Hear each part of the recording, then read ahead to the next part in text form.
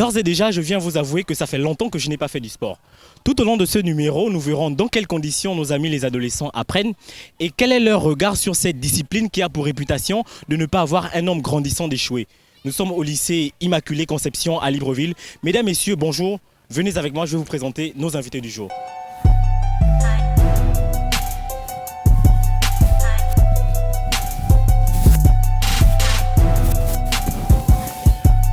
Immaculée, merci de nous avoir reçus chez vous.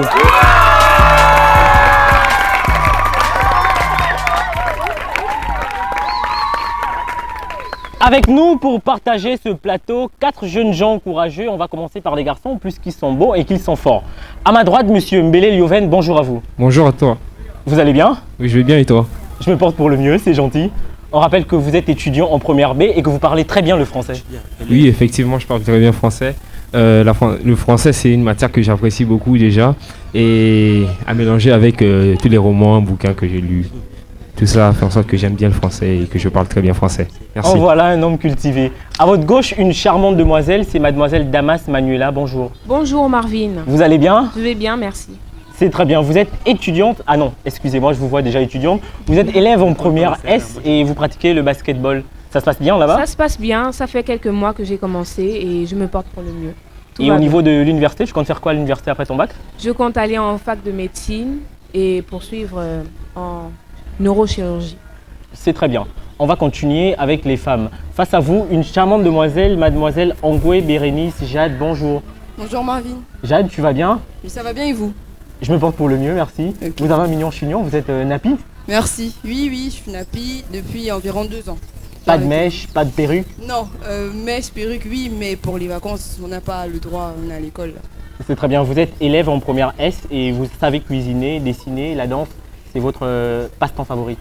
Oui, j'ai plusieurs passe-temps, je suis assez polyvalente, je touche un peu à tout.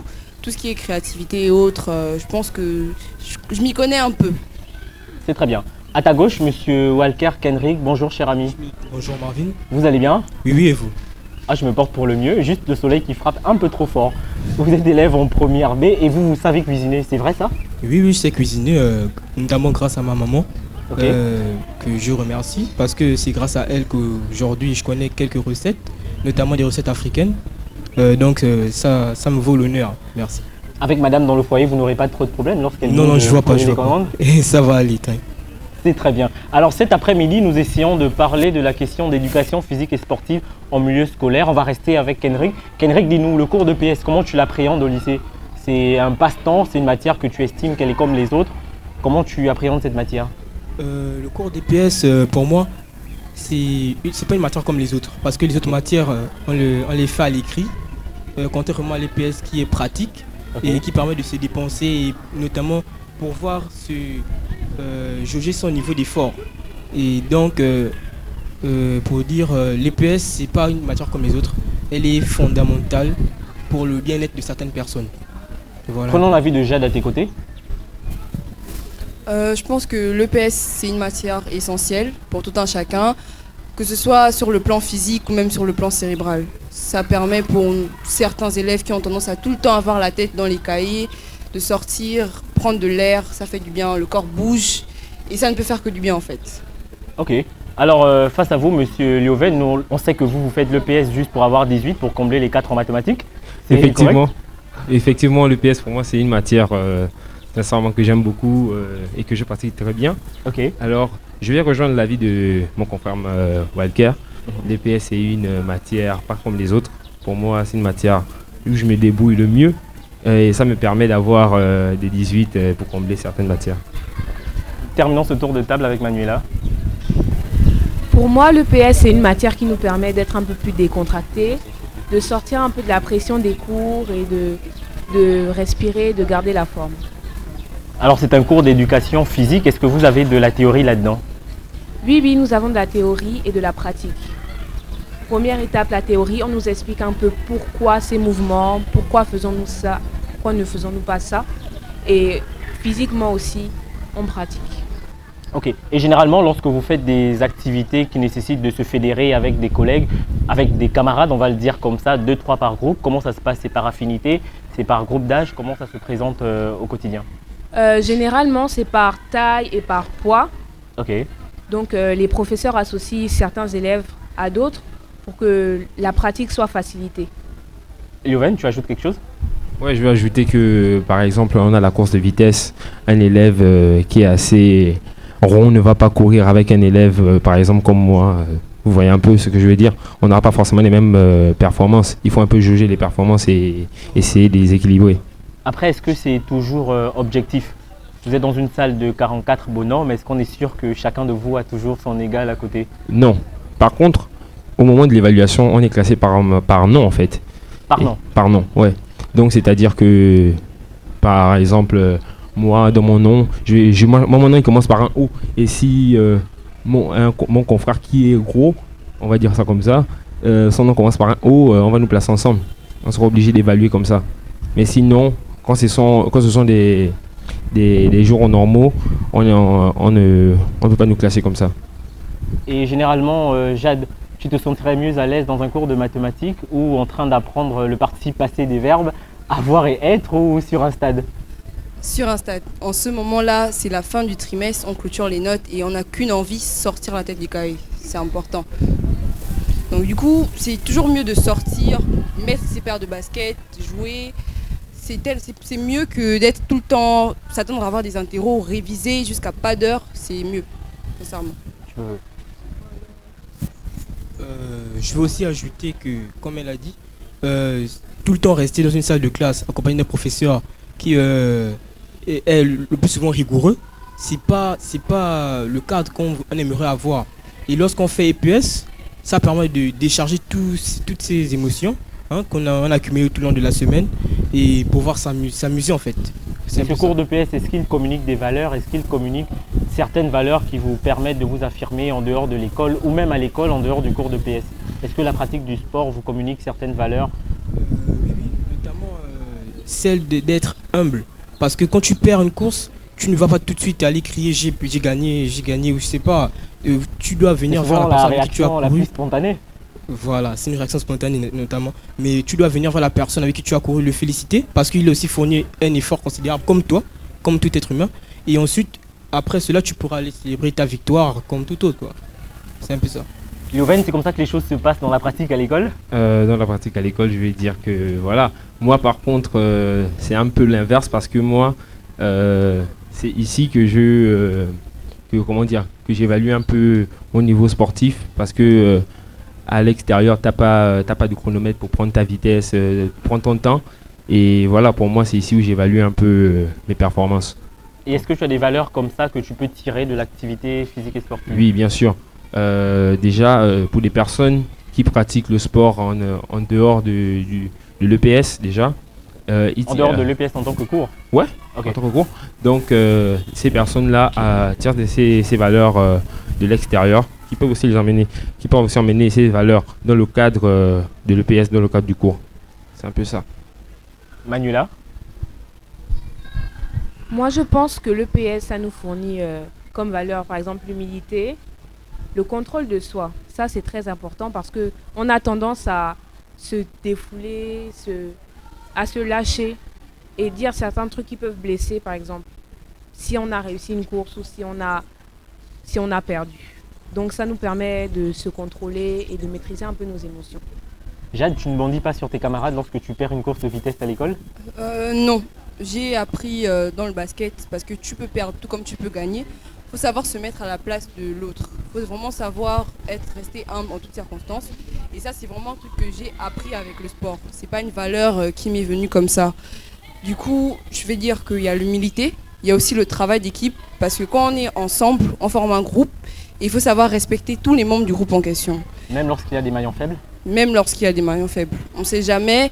Là où toi tu peux être fort, lui il peut être faible. Mais là où toi tu es faible, il peut très bien être fort.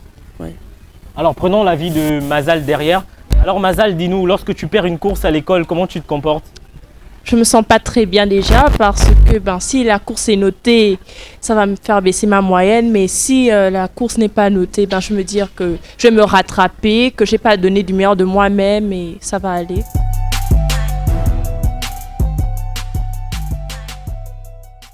On revient sur ce plateau avec Jade. Jade, alors si tu nous faisais la différence entre la dispense et l'inaptitude?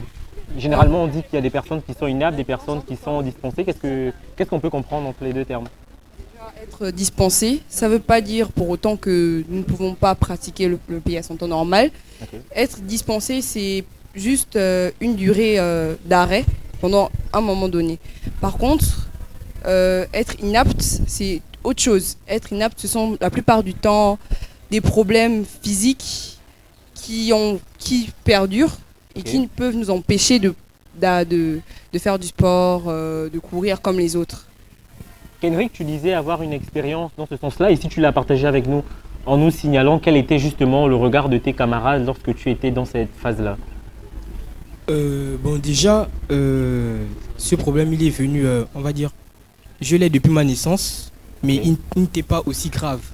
Mais il y a à peine 2 ans de cela, on va dire, j'ai contracté une occlusion intestinale. C'est-à-dire une torsion des intestins, en français plus facile. Ce qui fait que mon ventre grossissait au fur et à mesure. Il avait atteint un niveau où moins un issu, on va dire se perçait, pour ne pas exagérer. Alors là, j'ai tout de suite senti une douleur très grave. De là, on m'a amené à l'hôpital et on m'a fait transférer, vu que j'étais en vacances à Port-Gentil, on m'a fait transférer sur Libreville et le même jour, on m'a opéré. Cette opération m'a valu normalement 5 ans d'inaptitude. Je ne devais pas faire sport, mais vu que je suis, on va dire, une personne très sportive et j'aime pas rester sans faire le sport, on va dire j'ai bravé l'interdit. Normalement, j'ai fait 1 an sans faire le sport et j'ai repris cette année. Et franchement, le fait que j'ai repris le sport m'a fait sentir bien en fait. Parce qu'à la base, j'étais pas bien, je faisais pas sport, je voyais les autres faire sport. Quand je suis venu ici à Immaculée, on va dire au 2e trimestre, les gens me voyaient, ils me reconnaissaient pas, j'étais pas le même. J'avais perdu des kilos, j'étais devenu, on va dire, pour ne pas exagérer, jaune. Et cette façon de voir les choses après mon opération a changé. Et je me suis dit que bon là, il faut que je me reprenne, il faut que je reprenne à faire le sport, il faut que j'essaye au moins. Et je vais essayer, et voici où j'en suis, autant pour moi. Je me sens bien, j'ai plus de problèmes d'occlusion intestinale, tout va bien, ça se passe bien. Et le regard des autres, tu as su Au l'affronter? début, je voyais leur regard de pitié. Je voyais qu'ils avaient un regard envers moi de pitié. Ok. Mais bon, j'aurais fait la même chose si j'étais à leur place. J'aurais fait la même chose. Après, j'ai des amis ici parmi nous qui m'ont soutenu tout au long de cette période, qui ont supporté mes peines, mes douleurs. Et avec eux, j'ai avancé avec la tête haute sans pourtant penser à ma maladie. Et c'est comme ça que j'ai pu évoluer en fait. C'est un peu ça. Yovan Bélé, parmi les valeurs communiquées par la pratique de l'EPS, je crois qu'il y a la solidarité, il y a l'esprit d'équipe. J'ose croire que ce sont des valeurs que vous avez manifestées à l'endroit de Kenrick pendant cette période-là. Bien sûr. Déjà, j'ai participé pleinement pendant sa maladie et je ne vous cache pas qu'il n'était pas le même que maintenant. Et sincèrement, ça me fait vraiment chaud au cœur de voir que vraiment mon frangin est redevenu le même comme il était avant. Ok. Alors Manuela, il nous a dit que les enseignants d'EPS généralement ne font jamais EPS. Est-ce que c'est vrai? Bon, généralement, ils ne pratiquent pas avec nous, mais le plus souvent, ils nous donnent des directives et ils nous accompagnent durant cette pratique. Et vous, en tant qu'élève, comment vous percevez cette situation-là? Est-ce que vous estimez que l'enseignant est là en tant que dictateur, il dit faites ça et puis il n'a pas le pouvoir de démontrer? Comment vous vivez ça en tant qu'élève? Bon, j'avoue que ça me ferait plaisir de voir un enseignant courir avec nous, transpirer, souffrir comme Si c'est nous. 1 heure de temps, il court 1 heure de temps Ah avec vous. oui, hein. Ok. Ça, ce serait vraiment marrant et je pense que ce serait bien. Alors je vois Charles derrière qui demande le micro. Charles, on vous écoute. Bien, bon, merci Marvin de m'avoir donné la parole. Ce serait bien de faire que les profs de PS fassent le sport avec nous également. Ce serait marrant de les voir aussi, comme disait ma camarade Manuela, faire un peu le sport comme nous. Bon, je ne les vois pas en tant que dictateur personnellement, Ok. mais voilà, ils ont leur rôle d'enseignant, à savoir nous guider tout au long de notre cours de PS. Et voilà, c'est un peu ça. Et généralement, le cours de PS, est-ce que pour chaque matière qui sont dispensées, on vous donne justement les objectifs de ces matières-là? Ou vous y allez juste comme ça dans la foulée? Non, non, il y a toujours un rappel de ce que nous devons faire et ce que nous ne devons pas faire, comment nous devons le faire. Et voilà. Je vais l'exposer. Celui qui m'a dit que les enseignants de PS ne font jamais cours, c'est Monsieur Mézère. Est-ce que tu es de ceux qui disent justement que les enseignants de PS ne pratiquent jamais ce qu'ils disent? Oui, déjà, je pense que nos enseignants de PS font plus dans la théorie que dans la pratique. C'est-à-dire qu'ils préfèrent donner les directives. C'est pas qu'ils ne peuvent pas nous montrer comment faire, c'est qu'ils n'en ont pas envie. Personnellement, j'ai pas envie d'indexer un prof, mais bon. Ce serait aussi marrant, comme disait mon compère Charles Maël, qui nous montre un peu comment faire. Et si tu profitais de cette antenne pour donner un message à tous les enseignants de PS, d'Immaculée Conception? Bon, déjà, messieurs, mesdames, les profs de PS, encouragez-nous, on nous montre le bon exemple. C'était Mézère, merci à toi.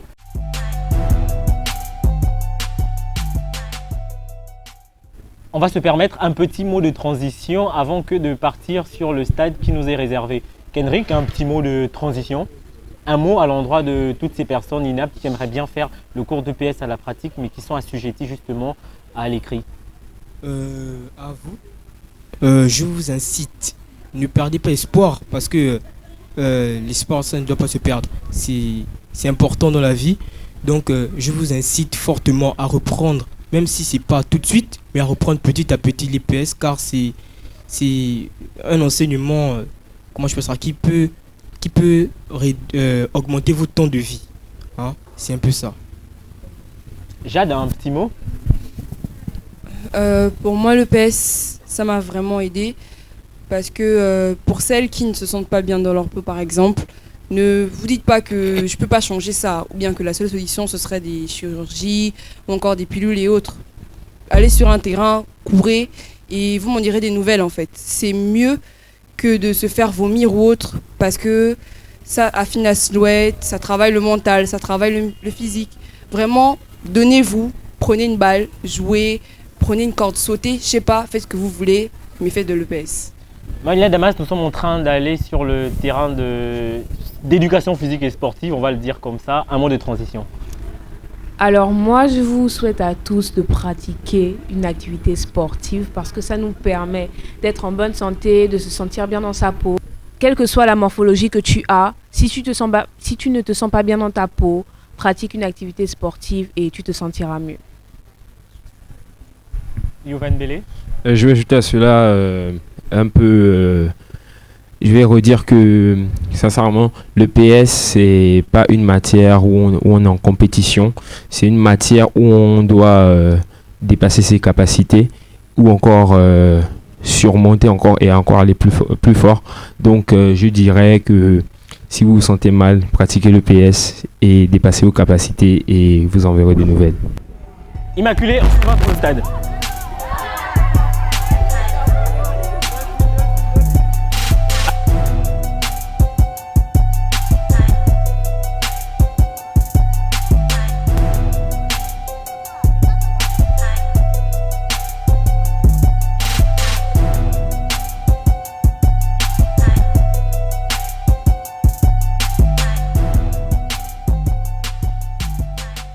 Avec nous pour l'échauffement, monsieur Elvis Angwang. Bonjour à vous, monsieur.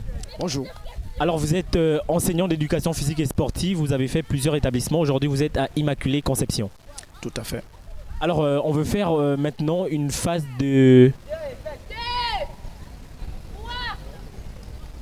Présentement, nous passons à la phase d'échauffement. En quoi ça consiste l'échauffement? Est-ce qu'on peut s'en passer d'ailleurs? Première chose, il faut savoir que l'échauffement est composé de deux parties. Il y a l'échauffement général qui consiste à échauffer le corps tout entier. Généralement, c'est une course. Ensuite, il y a l'échauffement spécifique qui nous permet de travailler les zones qui seront ciblées par l'activité souhaitée, l'activité programmée. L'échauffement ne peut pas être omise. Un enseignant qui ne passe pas l'échauffement et un élève qui se blesse, c'est une faute administrative. L'échauffement est primordial et obligatoire. Voilà. Et l'échauffement, il n'y a que vous qui pouvez le faire, ou je vois derrière moi des demoiselles qui sont en train de se remplacer les unes des autres pour faire des mouvements avec leurs collègues, sont des personnes que vous formez? Tout ce qui se passe est sous mon contrôle. Tout se passe sous ma direction. je donne la canalisation. Nous avons ici, au niveau des Immaculés, des responsables sportifs qui sont formés et qui ont la possibilité de proposer des exercices programmés à leurs condisciples de classe. Donc, ils font à tour de rôle, mais avec des exercices qu'on aura déjà vus quelque part, et puis ils sont en application, tout simplement. Alors là, tout de suite, on va se soumettre à votre commandement pour 5 petites minutes d'échauffement. D'accord, mais j'ai l'impression que les minutes sont déjà à la fin. Donc, nous allons passer directement à la première partie, qui est la course de vitesse. Que cela soit dit et exécuté. Merci. À quelle obligeance, justement, la course de vitesse obéit? Y a-t-il un règlement, des consignes? Bien sûr, la course de vitesse, c'est un sport complet. Pratiqué au plus haut niveau par des grands sportifs comme Usain Bolt que vous connaissez. Mais nous, on utilise cette course pour éduquer. On se sert du sport pour éduquer les élèves. Alors, dans cette course de vitesse, ils auront certaines aptitudes physiques à développer et surtout améliorer leur qualité, leur façon de courir. Voilà, parce que dans la vie courante, ils auront peut-être besoin de ça. Et puis, si on l'a bien travaillé à l'école, ça ne pose pas de problème dans la vie courante. Monsieur Elvis, si vous permettez, généralement lorsqu'on regarde l'athlétisme à la télé, on se rend compte que les athlètes très proches de l'arrivée, ils mettent la tête devant. Qu'est-ce que ça signifie? Oui. L'arrivée est marquée par le buste. Le buste qui marque l'arrivée d'un coureur.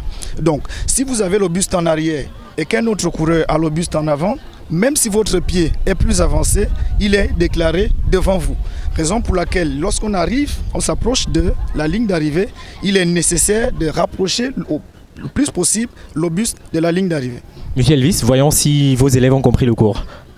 D'accord. Tonton Mille, je voulais prendre quelques avis là, à chaud.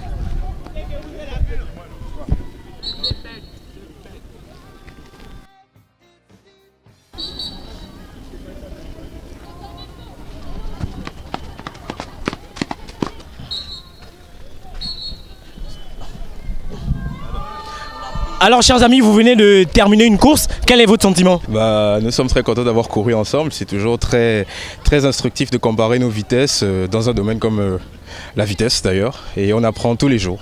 Donc je suis heureux. Donc il faut dire que pendant le cours de PS, vous courez pour la moyenne et celui qui a la plus grande moyenne, c'est celui qui bat l'autre.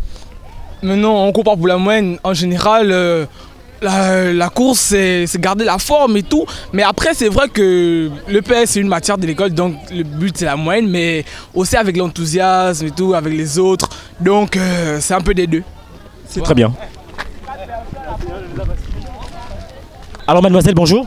Bonjour. Comment on vous appelle? Ekibi. Vous venez de courir entre deux garçons, un sentiment? C'est pas grave, c'était deux garçons, c'est bien normal, mais j'ai tenu quand même. Hein. Donc, je suis fière de moi.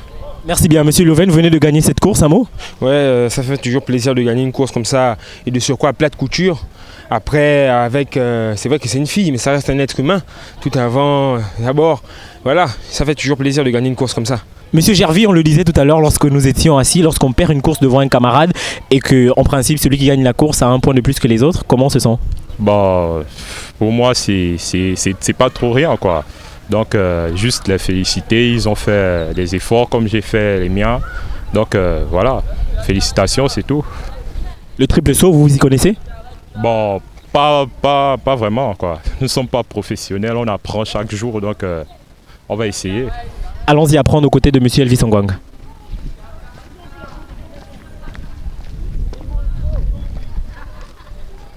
Monsieur Elvis, nous sommes là au triple saut et on peut constater que la façon dont vous avez posé vos plots suppose que les filles ont une certaine distance et les garçons une autre. Tout à fait.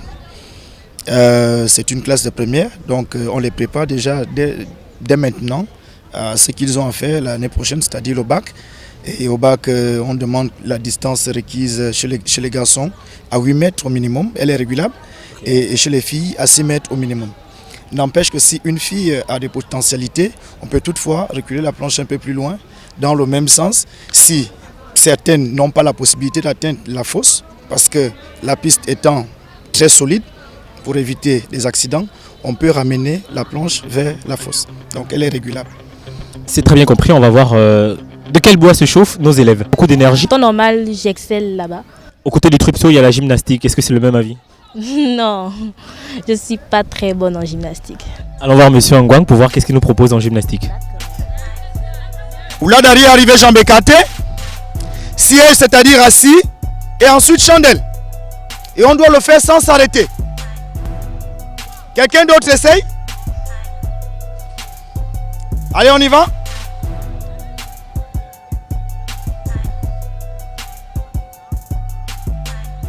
Siège, chandelle, sans pause. Maintenant, on va essayer de passer à 4. Occupez toutes les rangées. Est-ce que les garçons et les filles sont assujettis aux mêmes pratiques, aux mêmes gestes? Il y a des éléments qui sont communs aux deux sexes, mais il y a aussi des spécificités, surtout pour les filles qui ont un certain nombre d'éléments de souplesse, d'adresse, et que les garçons n'ont pas besoin de faire, comme le pont. Par contre, comme les garçons ont un peu plus de force, et ils ont la possibilité de faire des éléments acrobatiques que les filles, elles, n'arrivent pas à faire par manque de force et surtout manque d'entraînement. Je crois que là, ils sont punis, là, il faut donner un signal. C'est bon. 4 autres passes. Alors, est-ce que généralement, les élèves sont très, enthousiasmés à faire la gymnastique, contrairement aux autres activités? C'est un sport qui intéresse pas mal d'élèves. Quand bien même les aptitudes n'y sont pas, mais il y a quand même la volonté. Mais nous, notre travail consiste justement à les inciter à plus aimer la matière, parce que plus vous aimez, plus vous avez les possibilités mentales de réussir ce qu'on vous demande de faire. Voilà.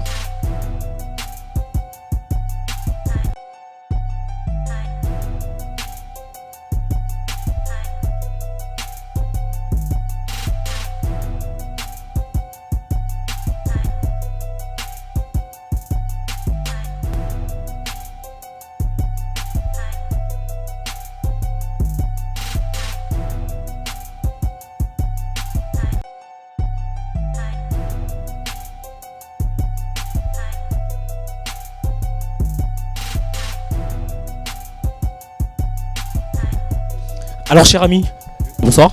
Bonsoir. Comment vous appelez? Joseph. Est-ce que vous trouvez intéressant de faire gymnastique au milieu des filles comme ça? Est-ce que c'est intéressant? Non, bon, oui, c'est intéressant. Mais bon, c'est pas les filles le plus important vu que c'est pas forcément les filles qui sont les plus fortes en gym. Donc, les garçons aussi ils peuvent être très forts en gym, voire meilleurs que les filles. Donc, je trouve qu'il y a une bonne rivalité entre les filles et les garçons en gymnastique. Et dans les différents pas qu'on vous demande d'exécuter, est-ce que vous estimez qu'il n'y a pas des pas qui ressemblent aux femmes, des trucs des femmes? Est-ce qu'il y a des gestes comme ça qui vous emmerdent, qui vous dérangent? Oui, bien sûr que si, il y a des gestes qui nous dérangent, mais nous sommes bien obligés d'exécuter. Par exemple, si ça vient au baccalauréat, nous serons obligés d'exécuter ces pas. Et donc, pour avoir la moyenne, il faut être obligé.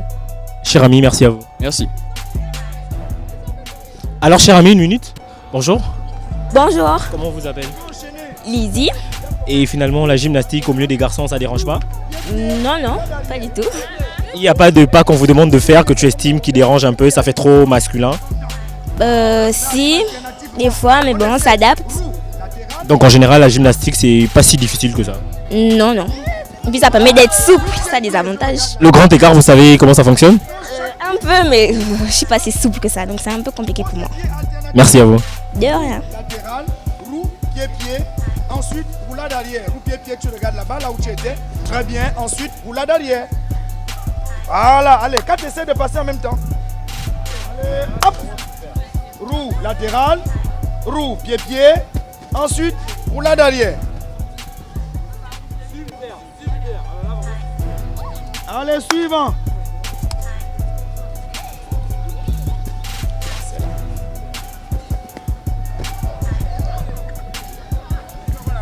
Anani, bonsoir. Bonsoir. Vous allez bien? Oui, très bien, et vous? Je me porte pour le mieux, merci. On vous a vu là tout de suite en train d'exhiber quelques pas en gymnastique, ça se passe bien? Oui, ça se passe très bien. Là, en gym, je me sens vraiment super à l'aise. Je me sens, peut dire qu'avec ça me permet de combler certains points manquants. Mais sinon, j'aime la gym. Je la pratique souvent à la maison, juste pour le plaisir, en dehors de l'école. Et parfois j'aimerais qu'il y ait des centres où on peut se faire la gym dans le cadre national ou international ici. Donc ça veut dire que vous n'êtes pas très dérangé avec les différents gestes qu'on vous demande d'exécuter? Non, je ne suis pas dérangée, je me sens même très à l'aise. C'est très bien, merci à vous. Merci, bonne journée. Merci.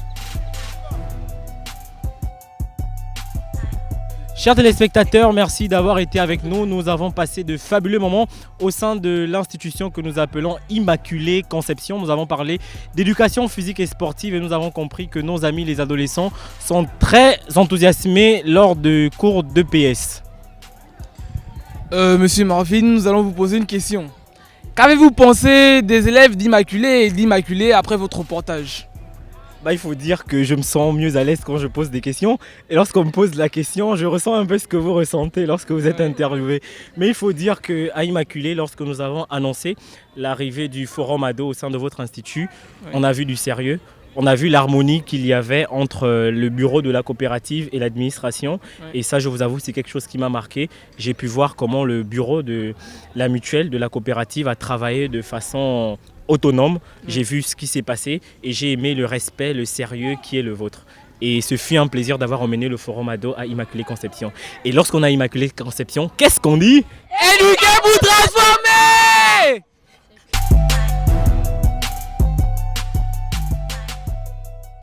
Merci Marvin, il fait beau aujourd'hui, un temps idéal. Vous en aviez profité pour faire du sport, surtout quand on sait que le sport garantit à l'homme un développement et un équilibre aussi bien sanitaire que physique. Nous ici, dans votre rubrique Entre nous, nous sommes du côté de l'université Omar Bongo de Libreville et nous parlerons aussi de développement et d'équilibre, mais cette fois, s'agissant du continent africain. L'union faisant la force, l'essor du continent africain passe nécessairement par l'union de ses fils, mais aussi de la cohésion des États de l'Afrique. Ainsi a été mis en place en 2002 l'Union africaine, une institution qui regroupe 55 États de l'Afrique. Mais qu'est-ce que l'Union africaine exactement, concrètement? Quels sont ses objectifs? Quel est son rôle? Quelles sont ses prérogatives? Toutes ces questions nous taraudent l'esprit et pour y trouver réponse, nous allons du côté de nos amis les étudiants. Eh bien, nous voilà en compagnie d'une charmante demoiselle. Alors, mademoiselle, présentez-vous à nous, s'il vous plaît. Bonjour, je suis mademoiselle Rochina. Je suis étudiante à l'université Omar Bongo en master de recherche, des sciences de gestion. D'accord, mademoiselle. Alors, est-ce que vous avez entendu déjà parler de l'Union africaine? Oui, bien sûr, j'ai entendu parler de l'Union africaine et plusieurs fois d'ailleurs.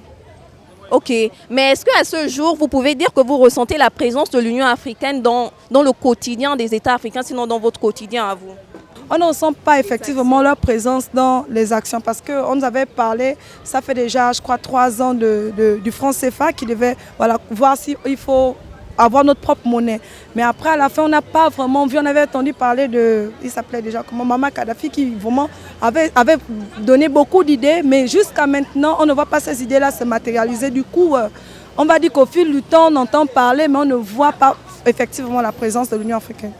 On ne voit pas la porte. Enfin, jusqu'à maintenant, on ne voit pas les idées qu'ils ont, qui sont très bonnes d'ailleurs, se matérialiser. Et si vous étiez présidente de l'Union africaine, que feriez-vous?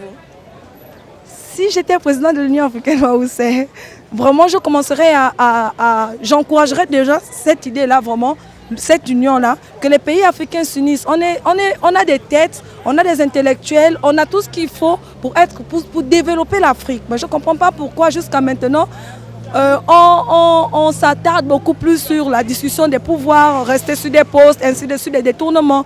Entre-temps, avec ça, réellement, si on décide d'avoir notre propre monnaie, si on décide de se développer, je crois qu'on peut y arriver. Si j'étais présidente, j'encourageais cela parce que ce serait bien que l'Afrique se développe et qu'elle apprenne à faire les choses par elle-même et qu'on crée nos propres marchés, par exemple, les marchés boursiers qui ne sont pas très développés en Afrique. Vraiment. D'accord, merci madame. Eh bien, là-bas, il y a des étudiants très concentrés dans ce qu'ils font. Je vais voir si je pourrais m'incruster parmi eux. Bonjour à tous. Je suis Julie Oké. Et vous, mademoiselle? Moi, c'est Tienga Maciel, camerounaise et étudiant au département de géographie à l'UOB, principalement en master régional gestion intégrée des environnements littoraux et marins. Parcours aménagement du territoire littoral. Parfait. De monsieur à côté. Oui, merci. Je suis Ewoloken Mohamed Jalil, étudiant camerounais inscrit à l'UOB, parcours aménagement du département de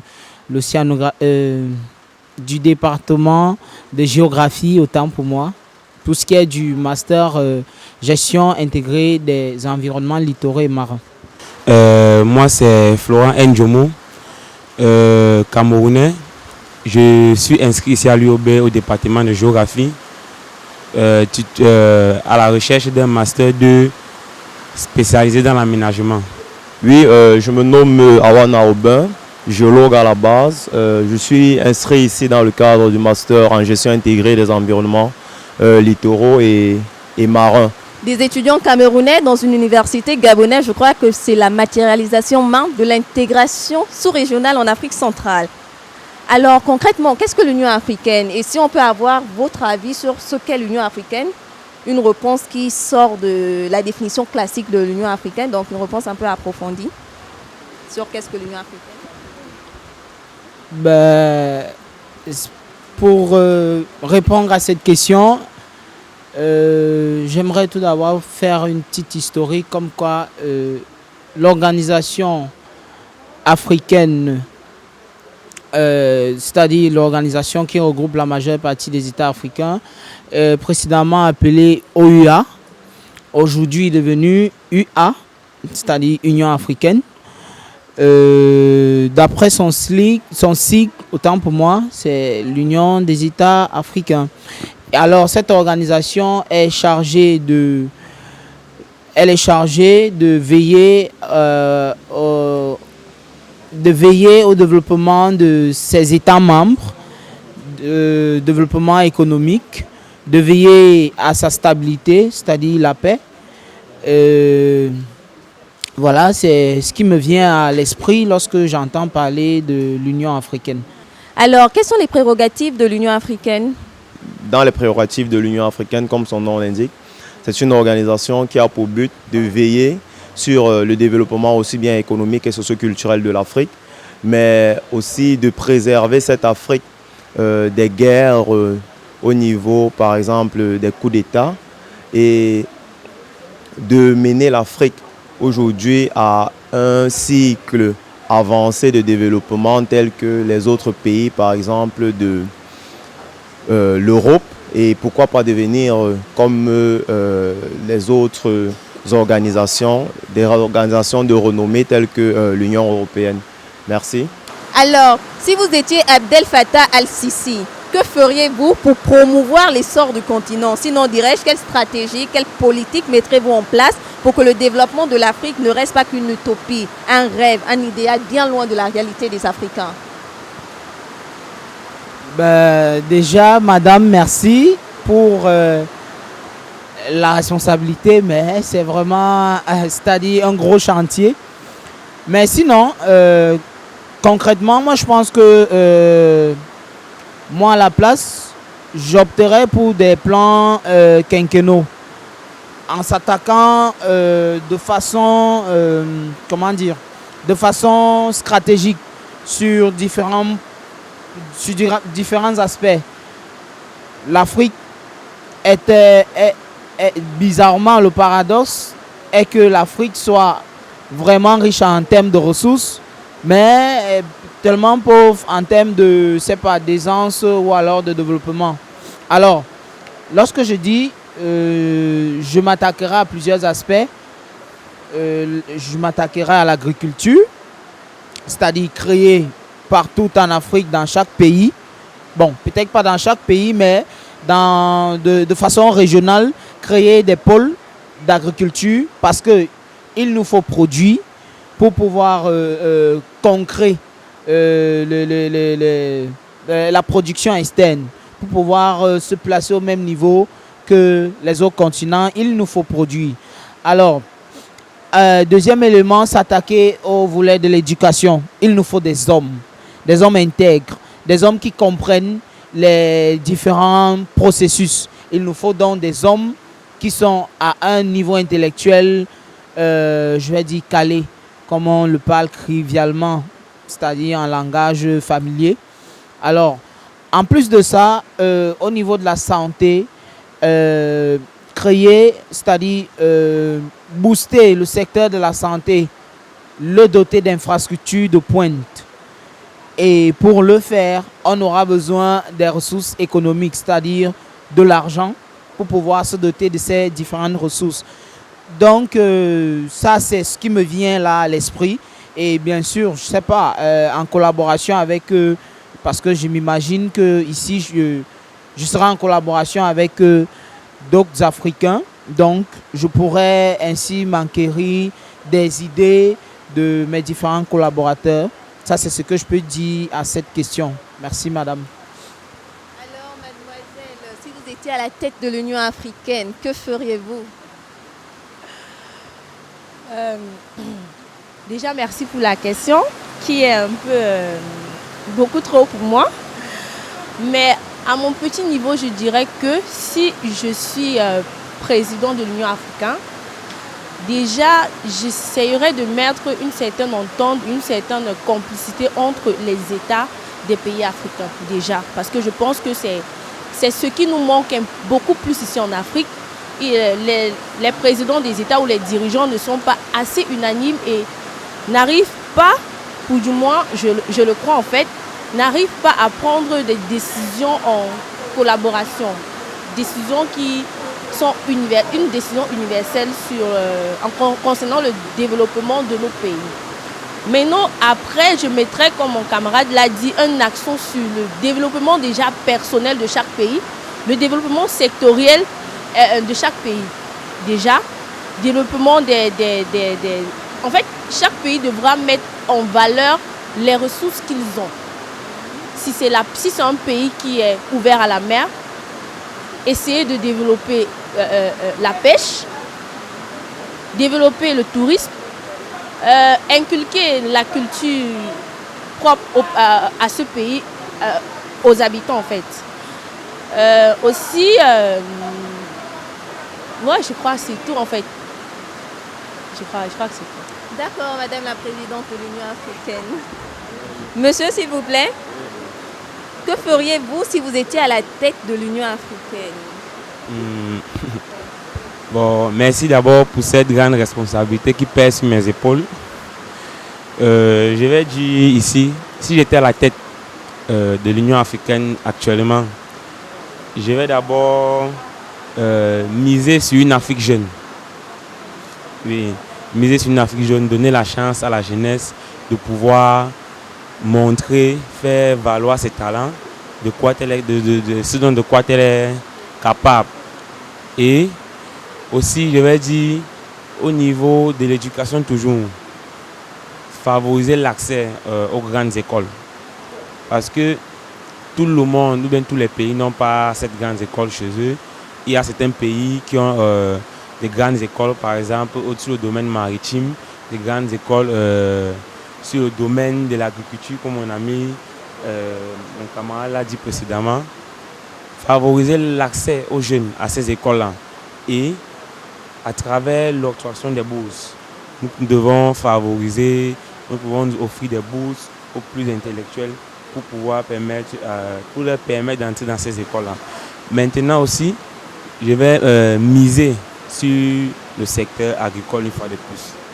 Je vais miser sur le secteur agricole parce que moi je pense que l'agriculture est une de nos forces en Afrique.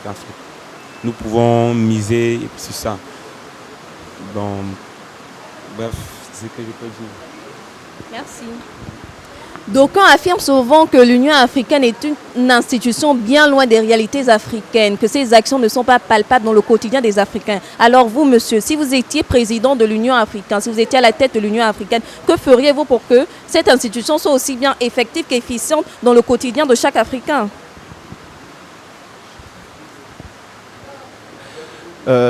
Merci pour, la question aussi grande et importante. Je pense que c'est d'abord une lourde responsabilité d'être président de l'Union africaine. Maintenant, je pense que en dehors des efforts que le président de l'Union africaine est en train de réaliser en ce moment, je pense qu'un accent particulier devrait être mis sur, une fois de plus, la politique. Parce que pour moi, je pense que c'est la politique qui implémente tout. C'est la politique qui donne la ligne à suivre et c'est elle qu'on suit pour aboutir à un meilleur résultat. En dehors de la politique, sur le plan économique, par exemple, je pense que l'Afrique gagnerait plus à s'arrimer au même niveau de technologie que les pays développés. Parce que sans la technologie, aujourd'hui, nous nous rendons compte qu'on ne peut rien faire, on ne peut pas avoir d'instruments, par exemple, comme tel que le portable. Je pense qu'une bonne technologie, un bon transfert de technologie pourrait permettre à l'Afrique de mieux se développer. En dehors de la technologie aussi, je pense que l'Afrique gagnerait à plus se développer sur le domaine des énergies renouvelables. On a le soleil, par exemple, qui peut permettre et donner à l'Afrique une grande capacité en énergie, qui peut booster son secteur industriel et permettre à l'Afrique de sortir ainsi du joug, je veux dire de la pauvreté, entre guillemets, qu'on reconnaît à notre grand continent. Merci. Eh bien, ici à l'Université Omar Bongo de Libreville, nous avons recueilli les différents avis de nos amis les étudiants sur l'Union africaine. Maintenant, sur la question de savoir qu'est-ce que vous feriez si vous étiez à la tête de l'Union africaine, allons recueillir les avis de nos amis de la sous-région.